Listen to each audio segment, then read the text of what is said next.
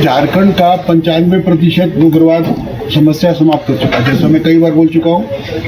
और एक समय था जब झारखंड में अधिकांश जिले उग्रवाद प्रभावित थे। आज मात्र 2-3 जिले उग्रवाद प्रभावित हैं और हम लोगों ने झारखंड पुलिस में लगभग 500 जवान और अफसर गंवाए हैं इस लड़ाई में। तो झारखंड पुलिस का बहुत खून बहा है इस जीत में, इस लड़ाई में। और आज हम लोगों ने अपने कुछ साथियों की मौत का बदला भी लिया है और उग्रवाद को ख़त्म भी किया है।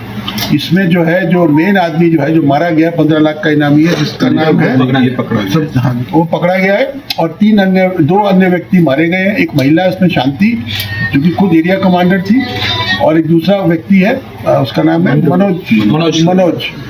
और इसके अलावा हमारे पास में ये AK-47 रिकवर हुई है, एक राइफल रिकवर हुई है, दो इंसास राइफल बरामद हुई है। और हमें उम्मीद है कि इस चोट के बाद, इस मार के बाद, इस लड़ाई के बाद नक्सलवाद का जो समस्या बोकारो जिला में कम से कम समाप्त हो जाएगा। मैं ऐसा उम्मीद करता हूँ।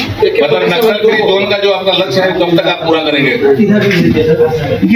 ये कोई पुल तो है नहीं, ये बिल्डिंग तो है नहीं कि कहेंगे 2 महीना में पूरी हो जाएगी। लेकिन हम लोग मानते हैं कि मार्च तक हम लोग नक्सलवाद को झारखंड से खत्म कर देंगे, ऐसा हम लोग को मानते हैं। ये टारगेट मैंने अपने जवानों को, अपने अधिकारियों को दिया है और हमको निरंतर सफलताएं मिल रही है इसमें। चाहे वो चाईबासा जिला हो, चाहे वो लातेहार हो, चाहे वो गुमला हो, चाहे वो बोकारो हो, चाहे वो गिरिडीह हो, सभी जिलों में। आज जैसे सुबह में लातेहार में भी एनकाउंटर हुआ है, इसके पहले गुमला में भी एनकाउंटर हुआ है, जो झांगुर ग्रुप के साथ है, जिसमें के 2 हथियार रिकवर हुए हैं। तो एक हमारी जो रणनीति है, हमारा जो इंटेलिजेंस इंफ्रास्ट्रक्चर है, जो सामने नजर नहीं आता लोगों को, लेकिन जिसका व्यापक पहुंच नक्सलियों के घर तक है। हम जानते हैं कौन नक्सली कहाँ पर है, हम जानते हैं वो कहाँ छुपा हुआ है, हम जानते हैं वो क्या खाता है, हम जानते हैं वो कहाँ सोता है, हमें पता है सब। इसीलिए हम सबसे अपील भी करते हैं कि मरने से अच्छा है कि सरेंडर करो। जो पैसा तुम्हारे ऊपर इनाम घोषित है वो खुद प्राप्त करो। झारखंड राज्य की सबसे सुंदर सरेंडर पॉलिसी है पूरे देश में। इस सरेंडर पॉलिसी का लाभ उठाओ, मुख्य धारा में आओ। तुम्हारे 95% तुम्हारे साथी और सपोर्टर्स या तो मारे गए हैं या खत्म हो चुके हैं जेल के सलाखों के पीछे। तो वहाँ पे जेल में जाने से अच्छा अपने परिवार के साथ रहो और इस राज्य को आगे बढ़ने का मौका दो। यहाँ पे अमन, शांति, चैन की बात बढ़े, इसके ऊपर ध्यान दो। ये विवेक दस्ता हाँ, उससे मिलने जा रहे थे, उससे विवेक से मिलने के लिए जा रहे थे झुमरा में। तो लेकिन रास्ते में इन लोगों को झुमरा और लुगू में, राइट, उस बीच में इनको इंटरसेप्ट किया गया। बाकी डिटेल्स, ऑपरेशनल डिटेल्स अगर आप चाहें तो मैं IG ऑपरेशन से सफल रहा क्या? आप बताइए। आप सर एक चीज बताइए, आप जब यहाँ एजेंट DIG उस समय नक्सलियों पर बड़ा प्रहार आपने किया था, अब ये माना जाए कि प्रहार मैंने किया नहीं किया उस पर मैं कोई टिप्पणी नहीं करूंगा।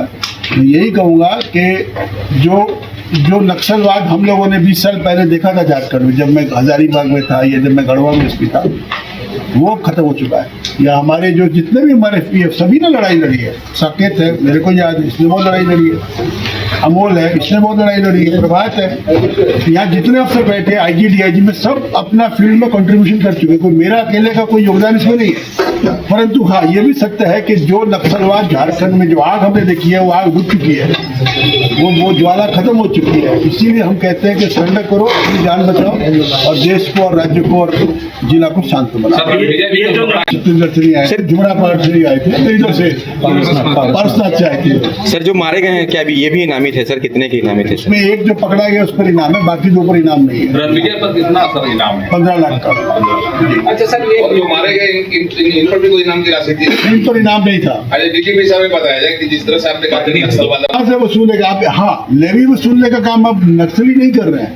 इनके जो भूले भटके जो है, जो चोर हैं, जिनको मुझे नक्सली कहने को मन भी नहीं करता, वो इधर उधर कुछ प्रयास करते रहते हैं। उस पर भी अच्छी कार्रवाई हुई है पिछले 6 महीने में। जैसे उसमें मेन ये नक्सली तो क्या लेवी वसूली, तो जान बचाते हैं, जंगलों में छुपते चल रहे हैं। ये लोग कोई वसूली नहीं कर सकते। इनके पास इतनी ना शक्ति है, ना ताकत है, ना रिसोर्सेज है। और पुलिस की जो व्यवस्था है उसके सामने नक्सलियों के द्वारा, जो सो कॉल्ड ओरिजिनल नक्सली है, मेरे विचार से, मेरी जानकारी से कोई लेवी झारखंड से नहीं वसूली जा रही। हाँ, कुछ जेल में बंद आपराधिक तत्व, जिसमें आपके अमन साव है, या वो विकास तिवारी है, या वो श्रीवास्तव है, वो, या फिर कोई धनबाद जो बैठा हुआ दुबई में, प्रिंस खान, वो या फिर कुछ जो टीपीसी या झारखंड टाइगर या इस तरह के उल्टे फुल्टे नाम बना करके अपने आप को नक्सली इनको नक्सली बोलना, इनका मान सम्मान बढ़ाना है। ये नक्सली नहीं है, ये अपराधी है, दे आर क्रिमिनल्स। और इनका एकमात्र उद्देश्य है गाड़ियों को आग लगाओ, घरों को जलाओ, लोगों को परेशान करो, फायरिंग करो, किसी के मजदूर को गोली मार दो। आज भी एक अभी घटना घटी है जिसमें किसी कंपनी के में एक इंजीनियर को पैर में गोली मार दिया। यही सब काम है। तो इनको नक्सली मत बोलिए, अपराधी है ये।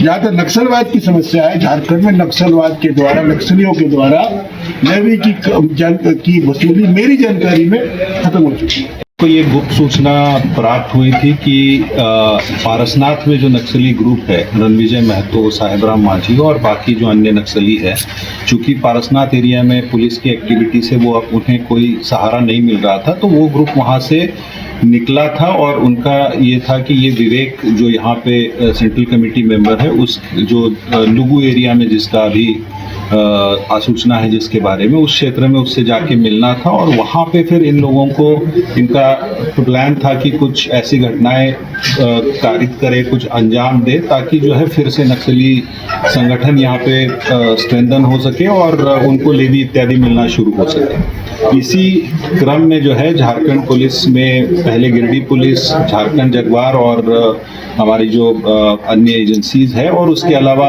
सीआरपीएफ की टीम्स के द्वारा जो है इस सूचना को लगातार फॉलो किया जा रहा था। कल रात में इसी सूचना में हमें गुप्त सूचना मिली थी रणविजय के बारे में कि वो एक जगह पे है और वहाँ पे उसकी एक्टिविटी है। तो उसी पे हमारी एक टीम के द्वारा जो है उसको इंटरसेप्ट किया गया और उसको वहाँ से हिरासत में लिया गया, उससे पूछताछ की गई। तब पूछताछ में उसके द्वारा जो है ये बताया गया कि उसकी जो बाकी बची हुई जो टीम है, जिसमें कि आज जैसे ये जो मारे गए मनोज हो या शांति है या अन्य लोग हैं, जो जहाँ पे उनका ठिकाना है उसके बारे में बताया गया।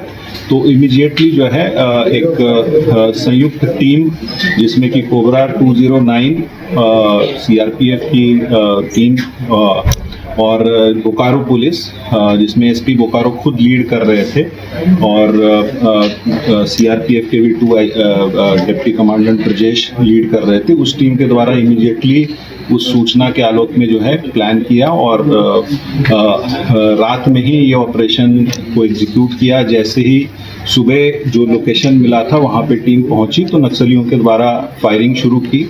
जैसे ही पुलिस पे जो जॉइंट फोर्सेस पे फायरिंग आई तो इन्होंने भी उसका जवाब दिया, और जब फायरिंग रुकी तो एरिया को सर्च किया गया तो उसमें 2 जो है नक्सली मृत पाए गए, जिनके डिटेल्स आपको बताए गए हैं। वहाँ से उनके पास से एक AK-47 और 2 इंसास राइफल बरामद की गई है, जिसमें कि एक AK-47 रणविजय की होने की बात अभी तक आई है। ये प्रिलिमिनरी इंफॉर्मेशन है, इसको और सत्यापन किया जा रहा है और भी फर्दर इसमें ये किया जा रहा है। इसके अलावा भी जो नक्सली वहाँ से भागने की बात आई है उसमें एक आध नक्सली को गोली लगने की बात सामने में आ रही है। अभी इसका सत्यापन किया जा रहा है और उस क्षेत्र में लगातार अभी सर्च अभियान जारी है। वहाँ पे हम लोग सर्च भी कर रहे हैं।